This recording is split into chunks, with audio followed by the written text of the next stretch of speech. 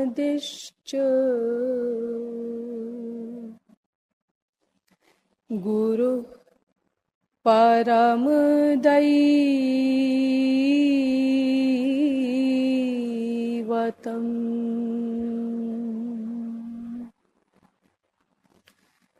गुरोः परतरं नास्ति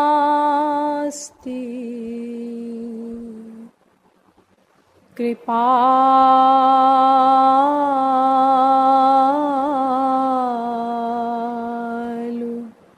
गुरवे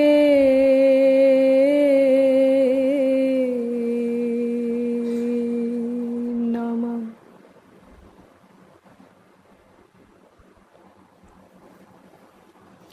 तत्व जिज्ञासु महानुभाव, दैनिक नियमानुसार पहले कुछ देर श्री हरिनाम संकीर्तन कर लीजिए, पश्चात विषय प्रारंभ किया जाएगा।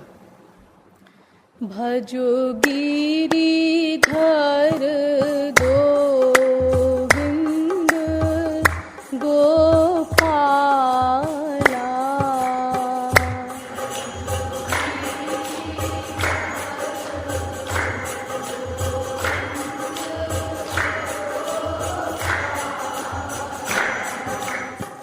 भजो गिरिधर गोविंद गोपाला,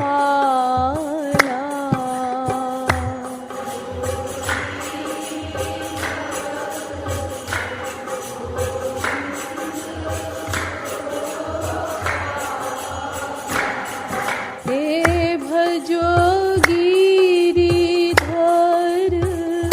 गोविंद गोपाला,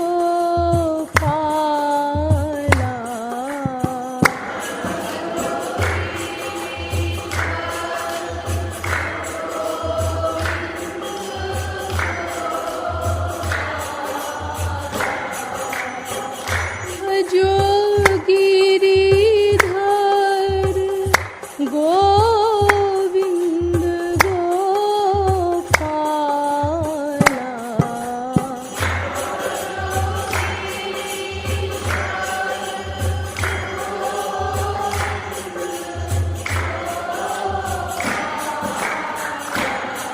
ओ भजो गिरिधर गोविंद गोपाला,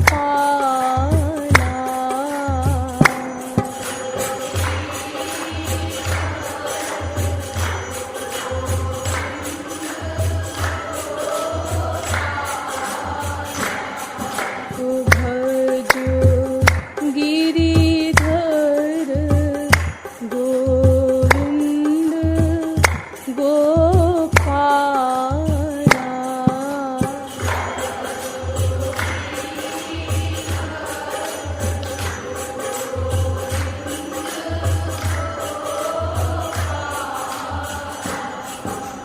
बोलिए वृंदावन बिहारी लाल की, श्रीमत सतगुरु सरकार की। अब आप लोग कृपया सावधान होकर बैठ जाएं। अब तक आप लोगों को यह बताया गया कि आनंद प्राप्ति के लिए ही विश्व का प्रत्येक जीव अनादिकाल से सतत प्रयत्नशील है, लेकिन अभी तक उस आनंद की प्राप्ति क्या, उस आनंद के लवलेश की भी प्राप्ति नहीं हो सकी। इसके कारण का पता लगाया गया कि वो कौन सा अंतराय है जिसके कारण जीव अपने परम चरम लक्ष्य की प्राप्ति से वंचित है। तो वेदों शास्त्रों ने बताया कि आनंद प्राप्ति के लिए ईश्वर प्राप्ति करनी होगी, क्योंकि आनंद ईश्वर का ही दूसरा नाम है और ईश्वर प्राप्ति के लिए ईश्वर को जानना होगा। जानने के लिए हम वेदों शास्त्रों में गए, किंतु वहां से पता चला कि ईश्वर को कोई नहीं जान सकता, क्योंकि वो इंद्रिय मन बुद्धि का विषय ही नहीं है। हम लोग निराश हुए, लेकिन पुनः शास्त्रों वेदों ने बताया कि भगवान की कृपा से भगवान को जाना जा सकता है, लेकिन भगवान की कृपा शरणागति से ही होती है। इसीलिए हमें भगवान के शरणागत होना पड़ेगा और शरणागति मन से ही करनी होगी, क्योंकि प्रत्येक कार्य का एकमात्र कर्ता मन ही है। लेकिन मन अनादिकाल से संसार के शरणागत है, इसीलिए सर्वप्रथम मन को संसार से विरक्त करना होगा। एतदर्थ संसार के स्वरूप पर गहराई से विचार किया गया और आपको बताया गया कि संसार में ब्रह्मलोक तक कुत्रापि वास्तविक सुख का लवलेश भी नहीं है। अपना माना हुआ सुख ही हमको किसी वस्तु या व्यक्ति में मिलता है और हम भ्रमवश ये समझ बैठते हैं कि अमुक वस्तु में सुख है।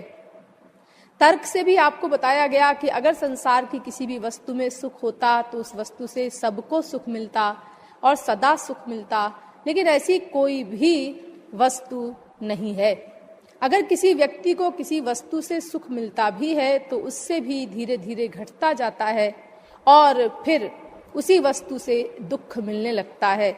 यानी सुख की जो परिभाषा शास्त्रों वेदों में बताई गई कि सुख अनंत मात्रा का होता है और अनंत काल के लिए होता है, ऐसे सुख का तो प्रश्न ही नहीं। लेकिन जो लिमिटेड सुख, नकली सुख हमें संसार की किसी भी वस्तु में मिलता है, वो भी धीरे धीरे घटता जाता है और फिर उसी वस्तु से हमें सुख के स्थान पर दुख मिलने लगता है। इससे सिद्ध होता है कि उस वस्तु में सुख था नहीं। इसी प्रकार संसार में दुख भी नहीं है, ये भी आपको बताया गया, क्योंकि अगर संसार की किसी भी वस्तु में दुख होता तो उस वस्तु से भी सबको दुख मिलता। हमें जो संसार में दुख मिलता है वो सुख मानने के कारण मिलता है। जिस व्यक्ति या वस्तु में हम जितनी मात्रा का सुख मान लेते हैं, उसके अभाव में, उसके वियोग में हमें ठीक उतनी ही मात्रा का दुख मिलता है जितना हमने उसमें सुख माना था। अगर हम कहीं सुख नहीं मानते तो हमें दुख भी नहीं मिलता। तो इस प्रकार इन बातों पर बार बार विचार करके हमको मन को राग द्वेष से रहित करना होगा। तब ऐसा राग द्वेष रहित मन, खाली मन ईश्वरी शरणागति का अधिकारी बनता है। लेकिन ईश्वरी शरणागति के लिए हमें किसी वास्तविक महापुरुष की आवश्यकता पड़ती है। उसके बिना हमारा कार्य कभी भी संपादित नहीं हो सकता। वेद शास्त्र कहते हैं कि तुम ईश्वरी जगत में प्रैक्टिकल पदार्पण भी नहीं कर सकते बिना महापुरुष की कृपा के। अतः महापुरुष तत्व के विषय में भी आपको बहुत सी बातें विस्तार पूर्वक बताई गईं। पश्चात आपको बताया गया कि ईश्वरी शरणागति के 3 मार्ग बताए जाते हैं, लेकिन वस्तुतः एकमात्र मार्ग भक्ति ही है। अन्य 2 जो मार्ग हैं, कर्म मार्ग और ज्ञान मार्ग, ये वास्तव में ईश्वर प्राप्ति के मार्ग नहीं है। जहाँ जहाँ इनको ईश्वर प्राप्ति का मार्ग कहा भी गया है, वो वास्तव में भक्ति युक्त कर्म और भक्ति युक्त ज्ञान है। बिना भक्ति के अगर 100% विधिवत भी हो तो भी कर्म माया की एक क्लास की जेल ही देता है, जिसे स्वर्ग कहते हैं, और वहां से लौटने पर फिर कूकर शूकर कीट पतंगादि योनियों में भटकना पड़ता है। इसीलिए भक्ति रहित कर्म धर्म निंदनीय है। और इसी प्रकार भक्ति रहित ज्ञान भी हमें हमारे लक्ष्य की प्राप्ति नहीं करा सकता। शाब्दिक ज्ञान तो सर्वथा निंदनीय है, लेकिन भक्ति युक्त ज्ञान, उससे मोक्ष की प्राप्ति होती है। लेकिन उसमें भी बहुत सारी कठिनाइयां हैं, जिनमें पहली कठिनाई आपको बताई गई ज्ञान योग की, कि ज्ञान योग का अधिकारी बनना ही अत्यंत कठिन है, क्योंकि साधन चतुष्टय संपन्न होना पड़ता है ज्ञान मार्ग का पहला अक्षर सुनने के लिए। दूसरी बात ये कि ज्ञान मार्ग में पग पग पर पतन होता है, क्योंकि भगवान उसका योगक्षेम वहन नहीं करते। और तीसरी बात आपको बताई गई कि अगर वो सिद्ध भी बन जाए, माया से मुक्त भी हो जाए, तो भी निराकार ब्रह्मानंद को प्राप्त कर लेने वाले पूर्ण काम परम निष्काम योगींद्र अमलात्मा परमहंस भी सगुण सविशेष साकार भगवान के प्रेमानंद में बरबस विभोर हो जाते हैं, जिससे सिद्ध होता है कि भक्ति ही अर्थात सगुण सविशेष साकार भगवान का प्रेमानंद ही सर्वोपरि है। और भक्ति का अधिकारित्व भी सबके पास है। भक्ति मार्गी का रास्ते में पतन भी नहीं होता, क्योंकि भगवान उसका योगक्षेम स्वयं वहन करते हैं। भक्ति के विषय में आपको ये भी बताया गया, यानी कि 5 उपायों से किसी मार्ग की वैधता का निर्णय होता है।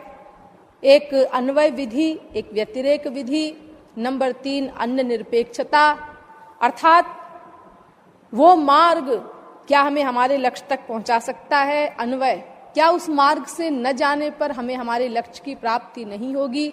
व्यतिरेक, क्या इस मार्ग को किसी और की अपेक्षा नहीं है, स्वतंत्र रूप से हमें अपने लक्ष्य तक पहुंचा सकता है। अन्य निरपेक्षता, क्या ये मार्ग सबके लिए सुगम है, सार्वत्रिकता, और क्या ये मार्ग सदा रहेगा, सदातनत्व। तो ये 5 कसौटियां हैं। तो इनके ऊपर भी हमने कर्म को भी कसा, ज्ञान को भी कसा, भक्ति को भी कसा, और हम इस निष्कर्ष पर पहुंचे कि इन 5 कसौटियों पर खरी उतरने वाली केवल भक्ति ही है। इसीलिए हर प्रकार से सिद्ध हो जाता है कि भक्ति ही एकमात्र मार्ग है, दूसरा कोई मार्ग न था, न है और न होगा। वेदव्यास कहते हैं, संसार सिंधु मति दुस्तर मुक्ति तीर्षोर नान्यः प्लवो भगवतः पुरुषोत्तमस्य लीला कथा रस निषेवण मंतरेण पुंसो भवेद विविध दुख दवार्दितस्य। भागवत 12वें स्कंद के 4थे अध्याय का 40वां श्लोक। भगवान श्री कृष्ण के चरणार विंदों की नौका, कौन सी नौका? उनकी लीलाएं, उनकी कथाएं, यानी नाम रूप लीला गुण इत्यादि जो है श्री कृष्ण का रस, बस उसकी नौका में बैठ करके ही कोई भवसागर से पार हो सकता है। और जो अनंत प्रकार के दुखों को भोग रहा है मनुष्य, उन दुखों से छुटकारा मिल सकता है। दूसरी कोई नौका नहीं है भवसागर से पार जाने के लिए, केवल एक नौका, नान्यः प्लवो भगवतः पुरुषोत्तमस्य।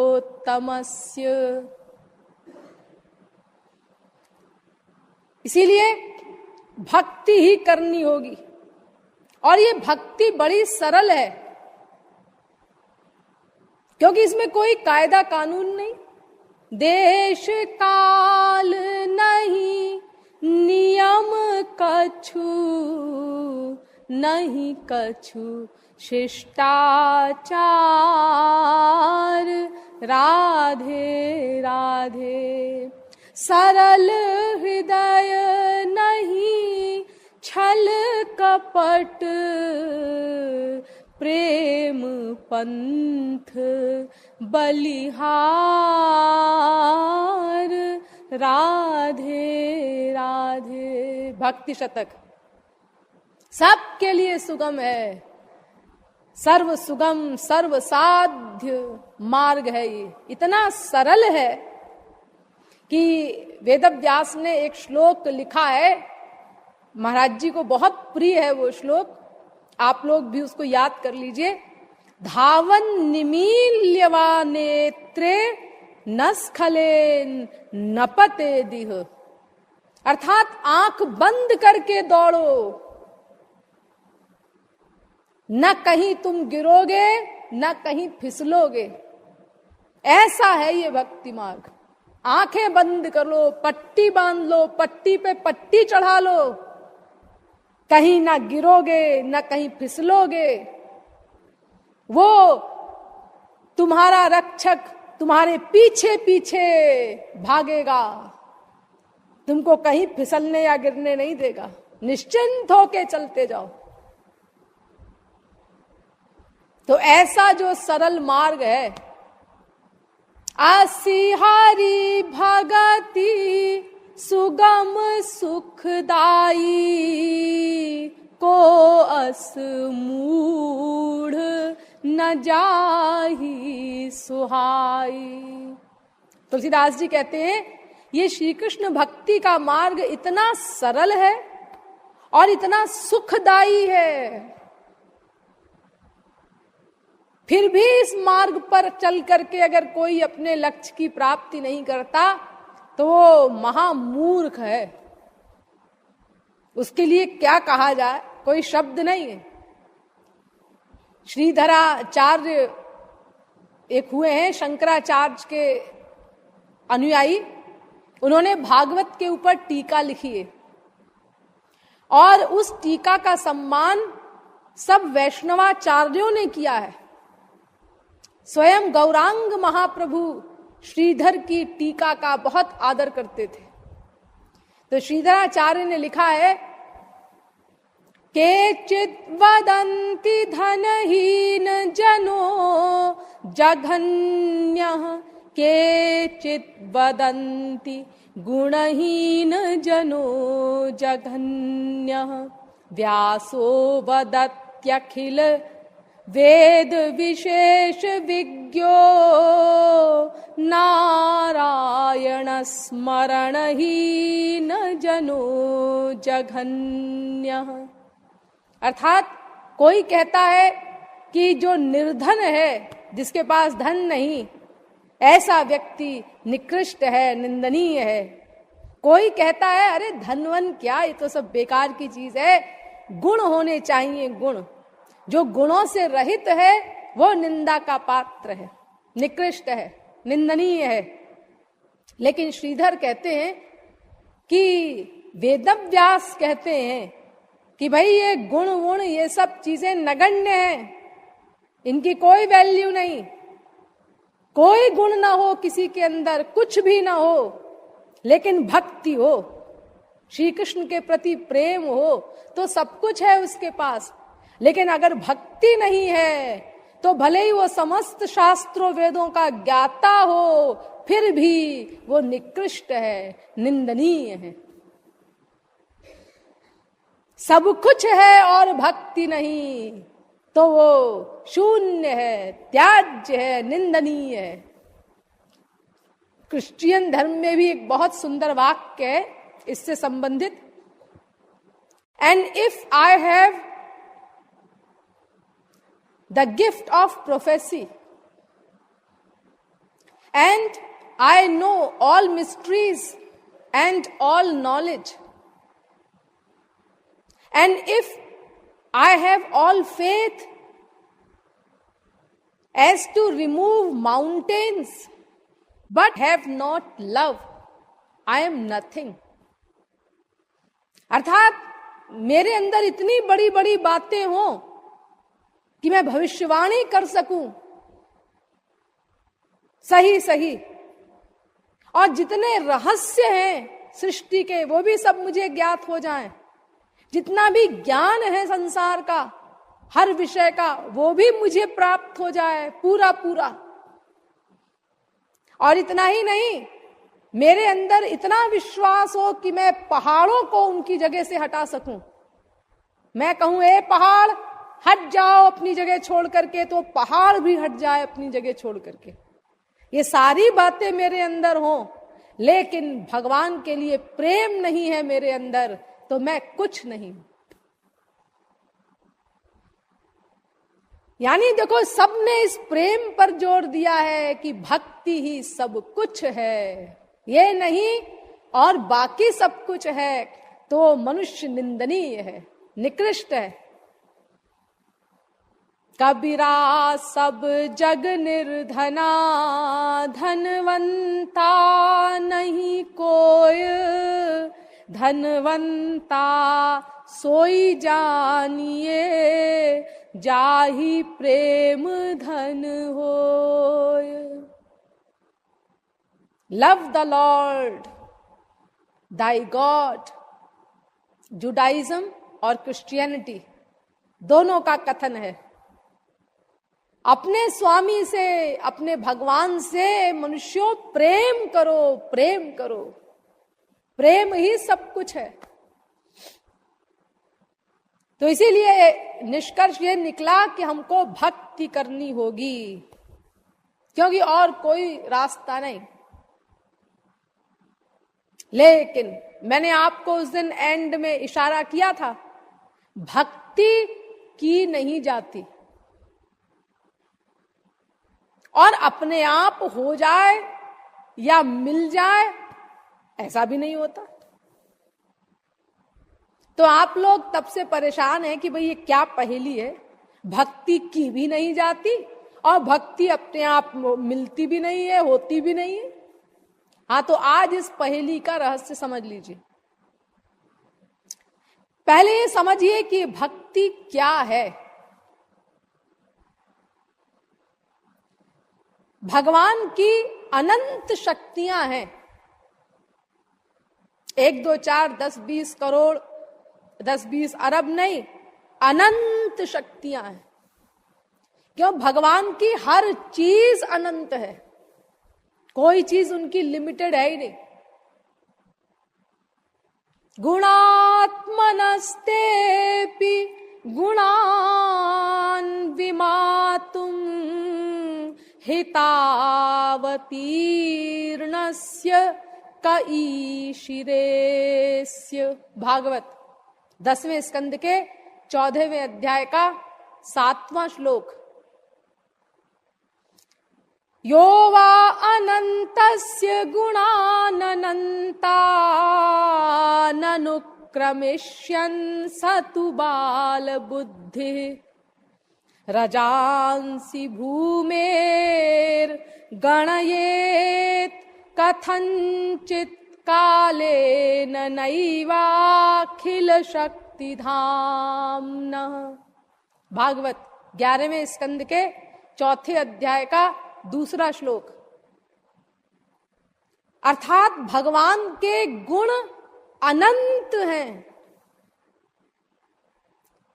समस्त भूमंडल पर या अनंत कोटि ब्रह्मांडों में जितनी धूल है, उन धूल के कणों को भले ही गिन ले कोई, लेकिन गुणों की गिनती नहीं कर सकता, क्योंकि अनंत हैं गुण।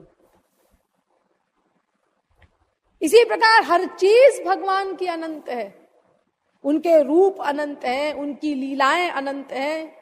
हरि अनंत हरि कथा अनंता, हर चीज अनंत है। भगवान के नाम अनंत, रूप अनंत, गुण अनंत, लीला अनंत, धाम अनंत, जन अनंत, सब कुछ अनंत। लिमिटेड वहां कुछ है ही नहीं। इसीलिए वेदों ने भगवान का एक नाम ही रख दिया, अनंत। अनंतश्चात्मा विश्वरूपो ह्यकर्ता, श्वेताश्वतरोपनिषद 1 अध्याय का 9वां मंत्र। अनंत नाम रख दिया भगवान का। तो भगवान की शक्तियां अनंत हैं, लेकिन उन अनंत शक्तियों में 3 शक्तियां प्रमुख हैं। शक्तिमान की शक्तियां अगणित यद्यपि बखान, राधे राधे तीन मह माया जीव अरु परा त्रिशक्ति प्रधान, राधे राधे। भक्ति शतक। उन अनंत शक्तियों में 3 शक्तियां प्रमुख हैं। विष्णु शक्ति परा प्रोक्ता क्षेत्रज्ञाख्या तथा परा, अविद्या कर्म संज्ञान्या तृतीया शक्तिरिष्यते। विष्णु पुराण। अनंत शक्तियों में 3 शक्तियां प्रमुख हैं, एक पराशक्ति, एक जीव शक्ति और एक माया शक्ति। यही बात गौरांग महाप्रभु ने कही। कृष्णेर अनंत शोक्ति ताते 3 प्रधान, चित शोक्ति, माया शोक्ति, जीव शोक्ति नाम, अंतरंगा बहिरंगा तटस्था कही जा रे, अंतरंगा स्वरूप शोक्ति सबार ऊपरे। अर्थात श्री कृष्ण की अनंत शक्तियों में 3 शक्तियां प्रमुख हैं। एक माया शक्ति, एक जीव शक्ति और एक पराशक्ति। उसका दूसरा नाम स्वरूप शक्ति या चित शक्ति, योग माया शक्ति। तो इन तीनों में जो स्वरूप शक्ति है वो सबसे ऊपर है, क्योंकि स्वरूप शक्ति भगवान की अंतरंग शक्ति है और माया शक्ति ये बहिरंगा शक्ति है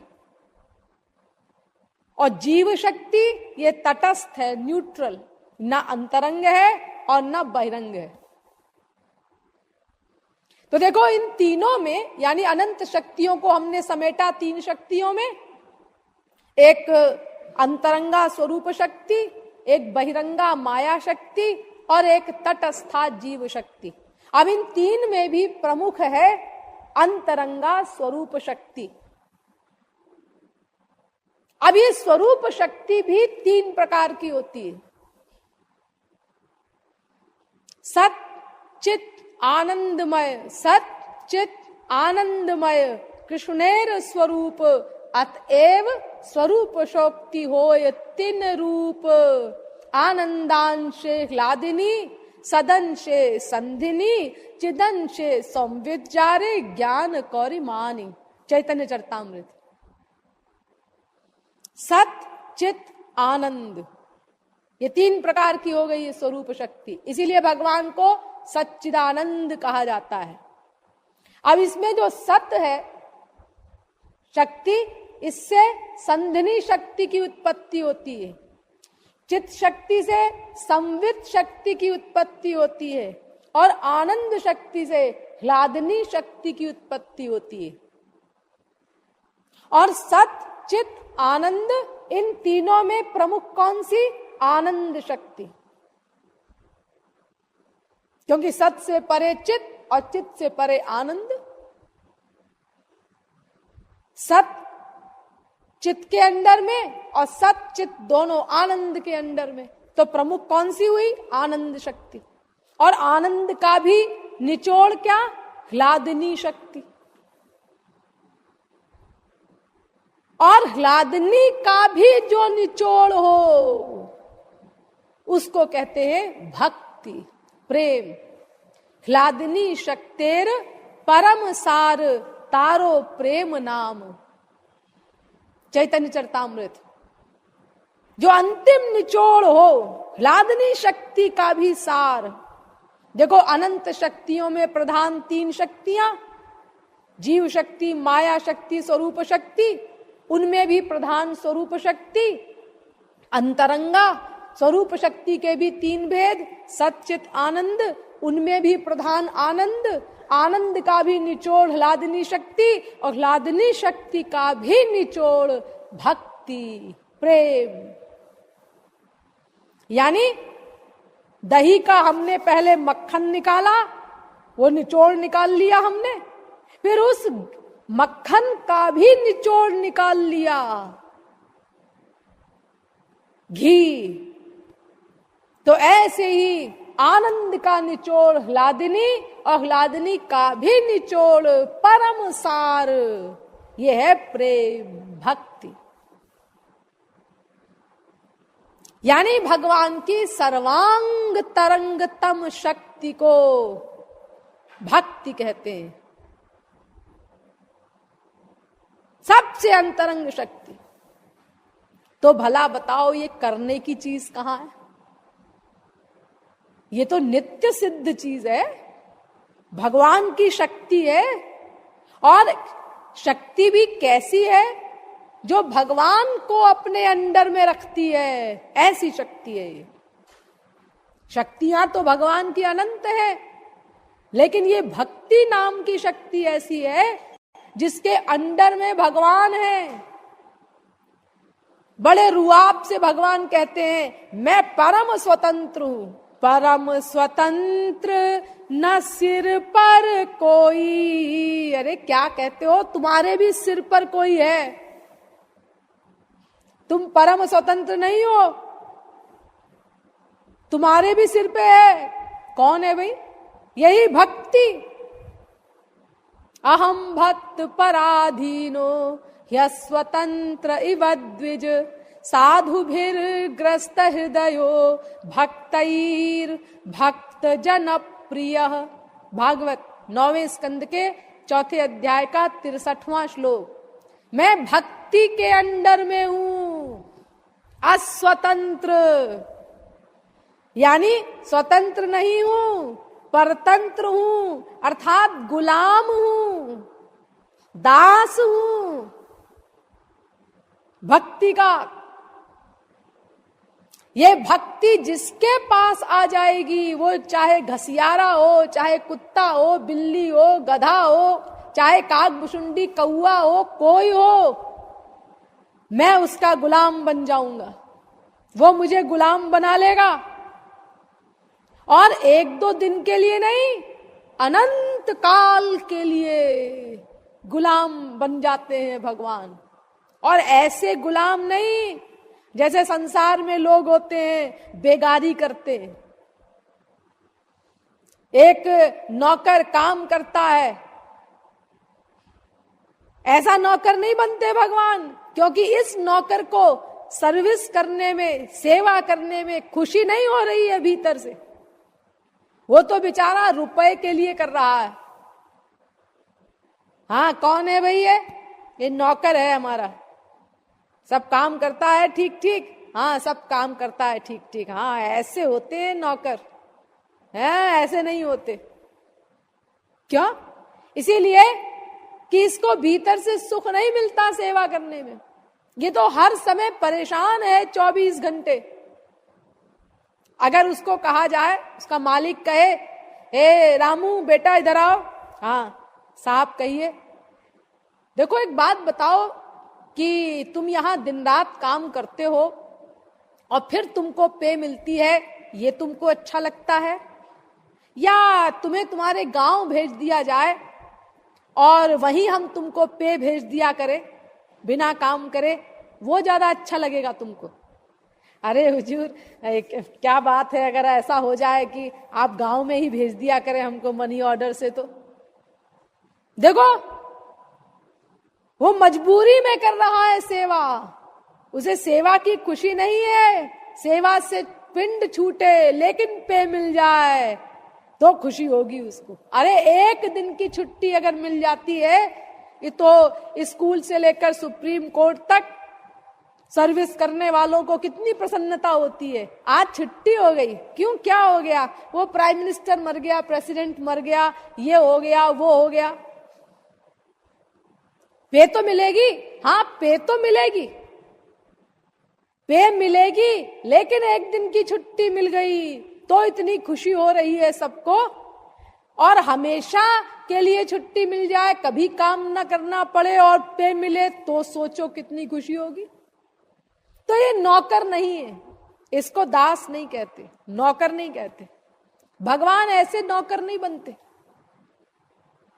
भगवान तो जीव के ऐसे दास बनते हैं कि नीच टहल बलि जाए। जितनी नीचे से नीची क्लास की उनको सेवा मिलती है अपने भक्त की, उतनी अधिक उनको प्रसन्नता होती है। और अगर सेवा न मिले तो भगवान दुखी होते हैं। ऐसे दास बनते हैं भगवान। सोचो, यानी संसार वालों की तरह बेगारी नहीं कि हाँ भाई अब मजबूरी है, इसके पास प्रेम आ गया, अब तो हमको सेवा करनी ही पड़ेगी, क्या करें अब, फंस गए हम। ऐसे नहीं, ये मजबूरी नहीं, क्योंकि ये मजबूरी तो भगवान ने ही बनाई है ना। अरे उन्होंने ही अपनी वो लादनी शक्ति का सारभूत तत्व जीव को दिया, भक्ति दी। अगर वो न देते तो फिर क्यों फंसते भगवान, क्यों उनको सेवा करनी पड़ती? तो उन्होंने इस मजबूरी को बनाने के लिए ही तो उस प्रेम को जीवों को दिया। जानबूझ करके गुलाम बन रहे हैं भगवान। यानी ह्लादनी शक्ति का भी सारभूत तत्व, जो अंतिम सबसे बड़ी चीज है, उसको नगण्य जीव को दे दिया। क्यों दे दिया? रहा नहीं गया। क्यों नहीं रहा गया? दया का नेचर है, करुणा का नेचर है, जो अकारण करुणा का स्वभाव है, उस स्वभाव के कारण जीव को दे दिया वो प्रेम, और दे करके पछताए नहीं। जैसे भगवान शंकर पछताए, भस्मासुर को वरदान दे दिया भगवान शंकर ने कि तुम जिसके सिर पर हाथ रखोगे मैं वो भस्म हो जाएगा। तो भस्मासुर ने कहा तो श्रीमान जी सबसे पहला रिहर्सल हम आप ही के ऊपर करते हैं। शंकर जी ने कहा ये क्या मुसीबत आई। अब शंकर जी बेचारे भागे भागे फिरे त्रैलोक में, पीछे पीछे भस्मासुर, उनके सिर पर हाथ रखकर उनको भस्म करने के लिए। बड़ी मुश्किल में भगवान श्री कृष्ण ने बड़ी तरकीब लगा करके शंकर जी को बचाया। तो ऐसा नहीं कि हाँ वो भक्ति दे करके पछताते हो कि अरे कहां से मुसीबत आ गई, बताओ बिना बात हमने ये परेशानी मोल ले ली, अच्छा खासा हम अपना गोलोक में रहते, अब देखो इनको ये बेपढ़ी लिखी अंगूठा छाप, ये कर्मा कर्मेती बाई और ये जना बाई और ये संसार के गोबर गणेश लोग अब ये कहते हैं हमसे कि देखो जी तुम 24 घंटे पहरा दिया करो हमारे घर के बाहर, समझे, और देखो जी तुम हमारा आटा पिसवा दिया करो, और देखो जी तो हमारे घोड़ों को धोया करो। अरे जो भी आप आज्ञा देंगे वो भगवान को करना पड़ेगा। अब जब भक्ति आ गई तो हाँ, अब वो स्वतंत्र नहीं रहे, और किया है भगवान ने, अनंत उदाहरण है, 10-20 हजार नहीं। नचा रहे हैं भगवान को अपने उंगली के इशारे पर ये भक्त लोग, जैसे एक मदारी बंदर को नचाता है, ऐसी ये भक्ति है। लेकिन भगवान विभोर हैं, उन्हें कोई आपत्ति नहीं, वो तो बहुत खुश होते हैं ये देख करके कि मैं दास बन गया अनंत काल के लिए इस जीव का, मेरा बच्चा सुखी हो गया, आनंद में हो गया। अरे संसारी माँ भी जो होती है वो भी खुश होती है अपने बच्चे को अच्छा खाना खिला करके, भले ही उसके लिए ना बचे, बच्चे को अपना तरकारी से खिलाएगी, भले ही उसके खुद के लिए तरकारी ना बचे। सब खा लिया बच्चे ने, अरे कोई बात नहीं, खा लिया तो तुम काहे से खाओगी, अब तरकारी तो बची नहीं। अरे हम खा लेंगे, यहाँ नमक वमक से खा लेंगे, कुछ इधर उधर से लेके खा लेंगे, हमारा बच्चा तो ठीक से खा गया। देखो तमाम स्त्रियां ऐसा करती हैं, रसोई घर में माताएं बच्चों को अच्छा खिलाकर प्रसन्न होती हैं, भले ही खुद के लिए ना बचे। और संसार के ये जो लोग हैं ये भले ही प्रसन्न ना हो, स्वार्थी लोग हैं, लेकिन भगवान को तो इतनी खुशी होती है, इतनी खुशी होती है, जितनी खुशी अनादिकाल के भिक्षुक जीव को परमानंद मिलने में भी नहीं होती। इतने खुश होते हैं भगवान इस भक्ति का दान करके।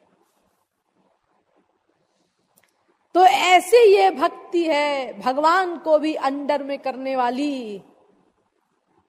इस भक्ति की प्राप्ति कैसे होगी,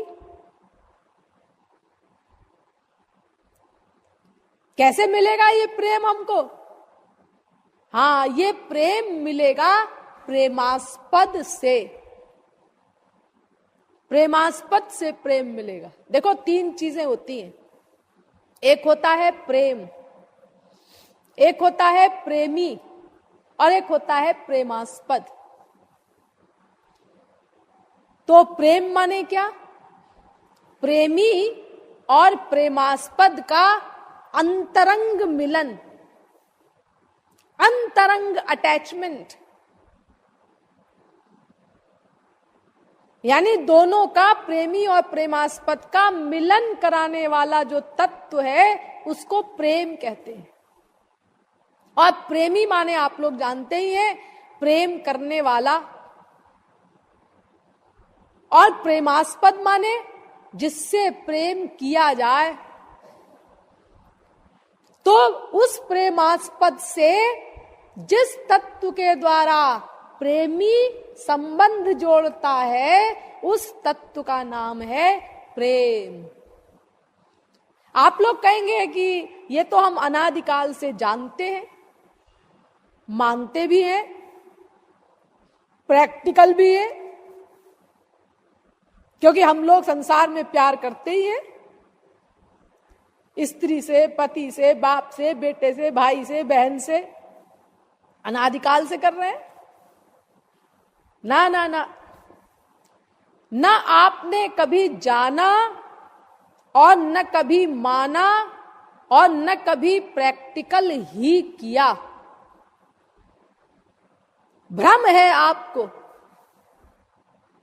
संसार में कोई प्रेमी नहीं, संसार में कोई प्रेमास्पद नहीं, और मायाबद्ध अवस्था जब तक है तब तक हो भी नहीं सकता।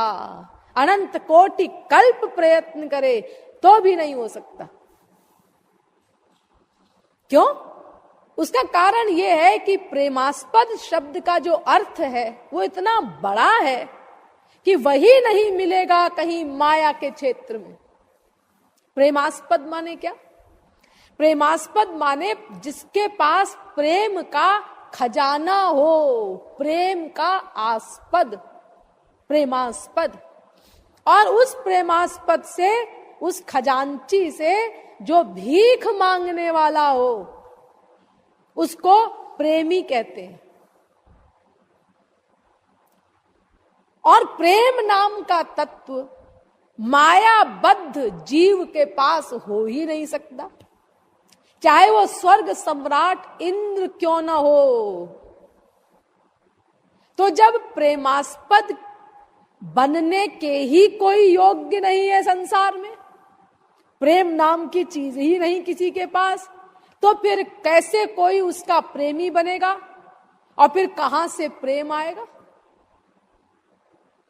और अगर बिना प्रेमास्पद के कोई उसका प्रेमी बन भी जाए तो उसको मिलेगा क्या? अरे भाई, हमें कोई चीज चाहिए तो अगर वो किसी के पास है तभी तो हमको मिलेगी।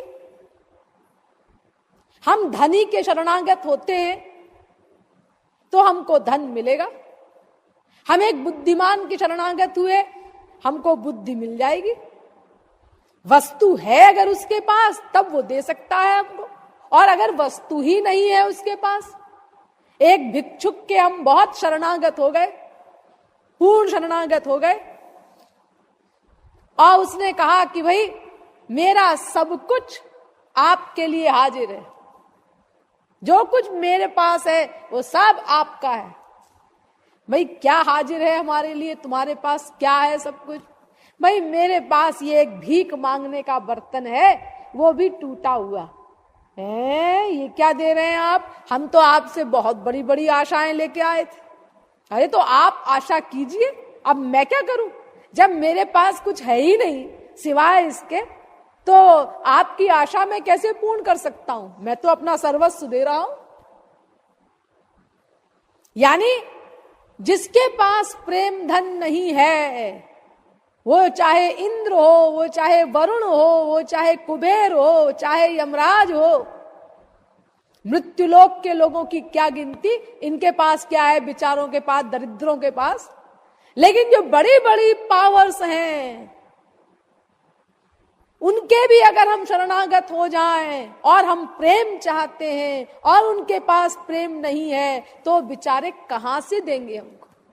कैसे देंगे हमको? जब उनके पास है ही नहीं तो देना भी चाहे तो कहां से देंगे? और धोखा देने की बात जहां तक है, वो तो संपूर्ण विश्व में भरी पड़ी है। सब प्रेमास्पद बनने को तैयार है। स्त्री पति को, पति स्त्री को, बेटा बाप को, बाप बेटे को, सब एक दूसरे को धोखा दे रहे हैं। यानी हर व्यक्ति प्रेमास्पद की सीट पर बैठना चाहता है, और प्रेम नाम की चीज किसी के पास है ही नहीं।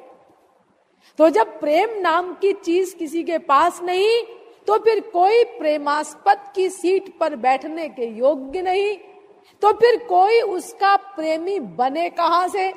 और अगर प्रेमी बन भी गया तो पाएगा क्या? अरे देखो, हम लोगों ने अनादिकाल से अब तक संपूर्ण विश्व में 84 लाख योनियों में अनंत जन्म धारण किए, अनंत जन्म, और सर्वत्र एक ही वस्तु मांगी, प्रेम। हे बीबी जी प्रेम दे दो, हे पतिदेव प्रेम दे दो, हे मम्मी जी प्रेम दे दो, हे पिताजी प्रेम दे दो, ये प्रेम मांगा। और सबने कहा हाँ लो, भंडार है हमारे पास तुम्हारे लिए प्रेम का। जबकि किसी को प्रेम की परिभाषा तक मालूम नहीं। प्रेम धन होने का तो प्रश्न बहुत दूर है उनके पास। प्रेम प्रेम सब कहे गोविंद राधे, पूछो प्रेम परिभाषा तो ना बता दे। दूंगा प्रेम सब कहे गोविंद राधे, प्रेम तत्व जाने नहीं तो ही प्रेम का दे। जगत में प्रेम नहीं गोविंद राधे, याते काऊते प्रेम चहु ना बता दे।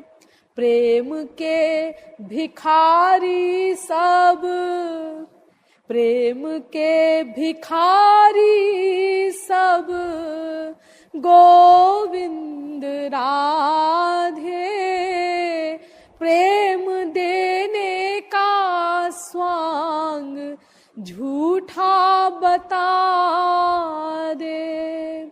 भिखारी भिखारी घर गोविंद राधे, मांगे भीख वो भी भिखारी भीख का दे। राधा गोविंद गीत। प्रेम तत्व तो केवल सिद्ध महापुरुषों के पास होता है बस। यानी जिसे किसी प्रेमी से ये प्रेम मिल चुका हो। ध्यान दीजिए, एक एक शब्द पर ध्यान दीजिए। ये प्रेम किससे मिलता है? ये प्रेम राधा कृष्ण से नहीं मिल सकता। उनकी सामर्थ्य के बाहर है ये प्रेम देना किसी को। है उनकी सामर्थ्य के बाहर है। जी हां, राधा कृष्ण अगर किसी पर कृपा करें तो प्रेम नहीं दे सकते किसी को। क्यों नहीं दे सकते? तो आप तो कह रही हैं कि उनकी सामर्थ्य के बाहर है। हाँ, वो स्वयं नहीं दे सकते किसी को, दिलवा देंगे। अपने आप नहीं दे सकते क्योंकि कानून नहीं है, और नया कानून भगवान के यहां बनता नहीं। जो कानून है बना हुआ वो ये है कि ये प्रेम किसी प्रेमी रसिक संत के द्वारा ही मिलेगा। भगति तात अनुपम सुख मूला, मिलई जो संत हो ही अनुकूला। सब कर फल हरि भगति सुहाई, सो बिनु संत न काहू पाई। आज तक वो प्रेम बिना संत के किसी को भी नहीं मिला। भगवान नहीं देते वो प्रेम, राधा कृष्ण नहीं देते। ये तो प्रेमास्पद है, ये प्रेम नहीं दिया करते, ये दिलवाते हैं प्रेम। यानी किसी रसिक संत के द्वारा, रसिक संत माने जिसके पास प्रेम हो, उसकी कृपा से उसके शरणागत को मिलता है ये प्रेम, फिर उसकी कृपा से उसके शरणागत को मिलता है ये प्रेम, इस लिंक से मिलता है ये प्रेम सबको, जीवों को। देखिए, मैंने आप लोगों को बताया था प्रवचन में अभी कुछ दिनों पहले कि उद्धव भगवान श्री कृष्ण के सखा थे, और ऐसे वैसे नहीं, उन उद्धव के लिए भगवान श्री कृष्ण ने भागवत में एक वाक्य कहा है कि नोद्धवो न्वपि मन्यूनः। भगवान श्री कृष्ण कहते हैं कि उद्धव मुझसे अणुमात्र भी कम नहीं है। मुझसे, भगवान कहते हैं, भगवान श्री कृष्ण, कि मुझसे उद्धव अणुमात्र भी कम नहीं है, बिल्कुल मेरे बराबर है।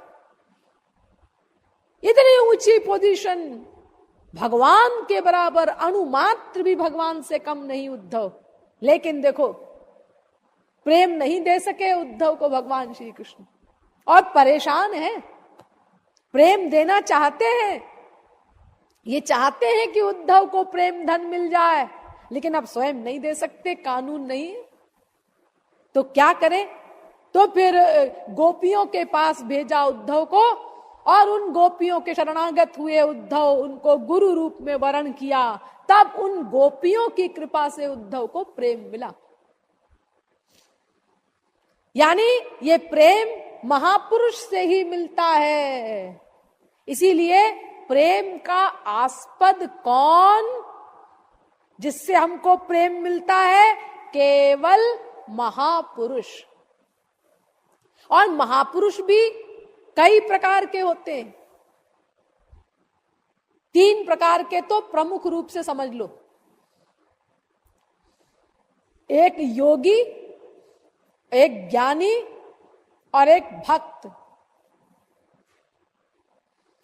तो ज्ञानी महापुरुष जो है, जिसने ज्ञान मार्ग के द्वारा सिद्धि प्राप्त की है, वो आपको दिव्य प्रेम नहीं दे सकता। उसके पास प्रेम है ही नहीं, बेचारे के पास, वो देगा कहां से? अरे वो तो बहुत कृपा करेगा तो बहुत से बहुत मुक्ति दे देगा आपको, बस प्रेम नहीं दे सकता, है ही नहीं उसके पास। योगी महापुरुष भी प्रेम नहीं दे सकता। बड़ी बड़ी सिद्धियां हैं उसके पास, प्राप्त कर ले, भले ही हजारों रूप धारण कर ले, आकाश में उड़ जाए, बड़े बड़े कमाल कर सकता है, लेकिन प्रेम नहीं दे सकता। प्रेम उसके पास भी नहीं है। जेहि खोजत योगीश मुनि, आप लोगों ने सुना होगा ना, बड़े बड़े योगींद्र मुनींद्र उस प्रेम धन को खोजते फिरते हैं। जनकादिक, व्यासादिक, शुकादिक, ये उस ब्रज में वृक्ष बन बन करके खड़े हैं। किस लिए? जिस रस को पाने के लिए आप लोग यहां आए हैं, उस रस को पाने की आशा में ब्रज में वृक्ष बन बन करके खड़े हैं कि गोपियां कभी आएंगी तो उनकी कृपा से शायद हमको भी मिल जाए ये प्रेम। इस आशा में वृक्ष बन बन करके ये बड़े बड़े जीवन मुक्त अमलात्मा परमहंसों की बात कर रही हूं, जनकादिक, व्यासादिक, शुकादिक की। ये कपड़ा रंगा करके संन्यास लेकर के घूमने वालों की बात नहीं कर रही हूं मैं। तो देखो, ये योगी महापुरुष किसी को प्रेम नहीं दे सकता, ज्ञानी महापुरुष किसी को प्रेम नहीं दे सकता। ना ये योग मार्गी से मिलेगा, ना ज्ञान मार्गी से मिलेगा। ये प्रेम नामक तत्व केवल भक्त महापुरुष की कृपा से ही मिलेगा। महापुरुषों में भी और कोई प्रेम नहीं दे सकता, केवल महापुरुष भक्त दे सकता है, भगवान भी नहीं दे सकते। इसीलिए प्रेम का आस्पद, जिससे ये प्रेम प्राप्त हो सके, केवल महापुरुष। लेकिन ध्यान दीजिए, ये प्रेम नाम की चीज भगवान के पास भी है। अरे मेन तो भगवान के ही पास है। उन्हीं की चीज है, ये उन्हीं की प्रॉपर्टी है, उन्हीं से महापुरुष को मिली है। वो डायरेक्ट उनसे नहीं मिली, केयर ऑफ महापुरुष मिली है, वो बात अलग है, लेकिन वस्तु तो उन्हीं की है। इसीलिए प्रेमास्पद श्री कृष्ण भी है और प्रेमास्पद महापुरुष भी है। दो प्रेमास्पद हुए। प्रेमास्पद माने प्रेम का आस्पद, यानी जिसके पास प्रेम हो। तो ये प्रेम श्याम सुंदर के पास तो है ही, क्योंकि उन्हीं की अपनी चीज है ये। ह्लादनी शक्तेर परम सार तारो प्रेम नाम, अभी तो मैंने आपको बताया कि भगवान की सबसे अंतरंग शक्ति का नाम है ये प्रेम। तो इसीलिए श्री कृष्ण तो प्रेमास्पद है ही, और उन्होंने जिनको प्रेम दे दिया वो महापुरुष, वो भी प्रेमास्पद हो गया। बस ये दो हमको प्रेमास्पद के रूप में मिलते हैं, जिनसे हमको प्यार करना है, और कुछ हमको खोपड़ी लगाने की आवश्यकता नहीं इसके आगे। बस ये दो के पास प्रेम है, इसीलिए यही प्रेमास्पद है। बाकी और कोई योगी, ज्ञानी, ऋषि, मुनि, तपस्वी, साधक, सिद्ध और कोई प्रेमास्पद बनने के योग्य नहीं। प्रेमास्पद की सीट पर बैठने वाले केवल ये दो, भगवान और वो रसिक संत, वो महापुरुष भक्त जिसको ये दिव्य प्रेम मिल गया है। ये दो, इनसे हमें प्रेम करना है। लेकिन प्रेम नामक चीज हमको भगवान से नहीं मिलेगी। प्रेम नामक वस्तु हमको महापुरुष से ही मिलेगी। इसीलिए यद्यपि महापुरुष और भगवान एक हैं, ऐसा सब ग्रंथ कहते हैं। अरे स्वयं भगवान ने अपने श्रीमुख से 50 जगह कहा है, आचार्यं मां विजानीयान्नावमन्येत कर्हिचित् नमर्त्य बुद्ध्या सूयेत सर्वदेवमयो गुरु। भागवत 11वें स्कंद के 17वें अध्याय का 27वां श्लोक। यानी आचार्यम माम विजानीयान, वो महापुरुष गुरु, वो श्री कृष्ण ही है। मैं ही हूं वो गुरु के रूप में, कोई दूसरी पर्सनैलिटी नहीं है वो। यस्य साक्षात भगवती ज्ञान दीप प्रदे गुरौ मर्त्या सद्धीः श्रुतम तस्य सर्वम कुंजर शौचवत। भागवत 7वें स्कंद के 15वें अध्याय का 26वां श्लोक। वो साक्षात भगवान है, वो महापुरुष। महापुरुष और भगवान एक है। एष वै भगवान साक्षात प्रधान पुरुषेश्वरः योगेश्वरैर्विमृग्याङ्घ्रिर् लोकोऽयं मन्यते नरम। भागवत 7वें स्कंद के 15वें अध्याय का 27वां श्लोक। एष वै भगवान साक्षात, इतनी संस्कृत तो आप लोगों को भी आती होगी। ये साक्षात भगवान है, भगवान के बराबर नहीं।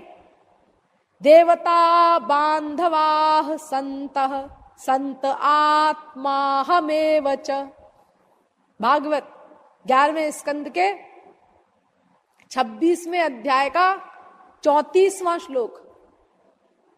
भगवान कहते हैं कि मैं ही हूं महापुरुष के रूप में, वो संत अहम एव, मैं ही हूं, वो कोई दूसरी पर्सनैलिटी नहीं है। तस्मिन् तज्जने भेदा भावात, नारद भक्ति सूत्र। जानत तुम ही हुए जाई, रामायण।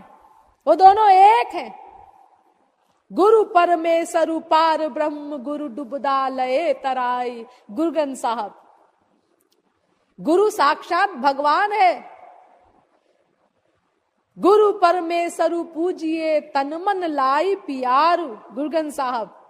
गुरु साक्षात परमेश्वर है, तन मन के समूचे प्रेम से उससे प्रेम करो।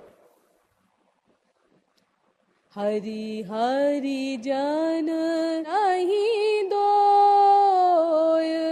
अरे मन जहाँ हरि तहाँ हरि जन, जहाँ हरि जन तहाँ हरि विलग ना होय।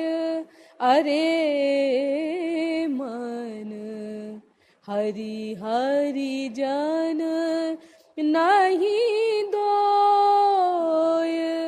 अरे मन जहाँ श्री कृष्ण है वहां हरिजन महापुरुष भी है, जहां महापुरुष है वहां श्री कृष्ण है। जहां हरि तहां हरिजन, जहां हरिजन तहां हरि विलग न होए। ये दोनों कभी पृथक नहीं होते, एक तत्व है ये।